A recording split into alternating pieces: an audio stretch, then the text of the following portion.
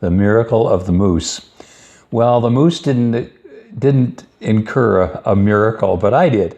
Yeah, I used to deliver papers in the middle of the night, and I was up country, up towards Fredericton Junction, and there was a curve in the road, and it was about 4 o'clock in the morning, pitch black, except for the lights of my little, what was it, a Sprint. Chevy Sprint or Suzuki Swift or something, very small, 3-cylinder car, 4 doors. Anyway, I was going around this bend.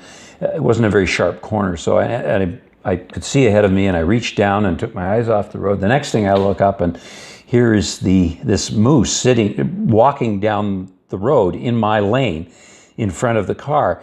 And I realized that I didn't have enough time to avoid it. So I hit the brakes and I turned the steering wheel to the right.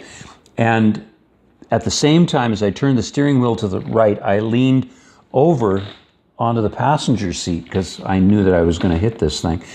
And later, as I looked at the skid marks, I slammed on the brakes and the car went 90 degrees to the side, and then basically went down the highway and across the highway and went into the ditch on the other side of the highway and flipped and landed on all 4 wheels facing the direction that I was coming from, with one headlight sort of illuminating all of these grasses and stuff in the ditch.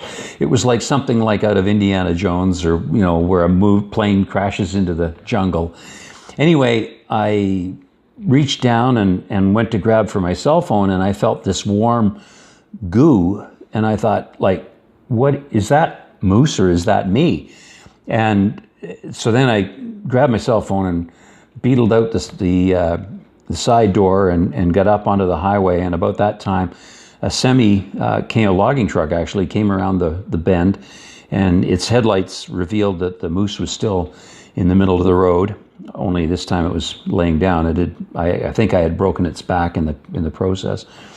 So anyway, the paramedics came, the police came, and I was cleared, and my wife came and picked me up, and we went home, and we went to a prayer breakfast with some pastors that we knew, and of course I had to share the details of the moose, and then we were doing some renovation work on our house, and I had to go to Loch Lomond Home Hardware to get some supplies, and I'm speaking with a friend of mine there, the owner of the store, and I'm saying to him, you know, this is what happened, and kind of explained the story. And I said to him, you know, I can still smell the smell of that moose.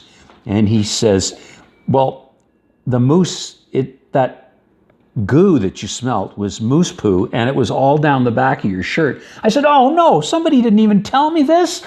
I could have changed my shirt at least. Anyway, yeah, that's the story of the moose.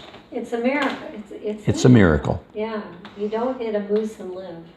Not in a little tiny car like that. But yeah, thank you, Lord.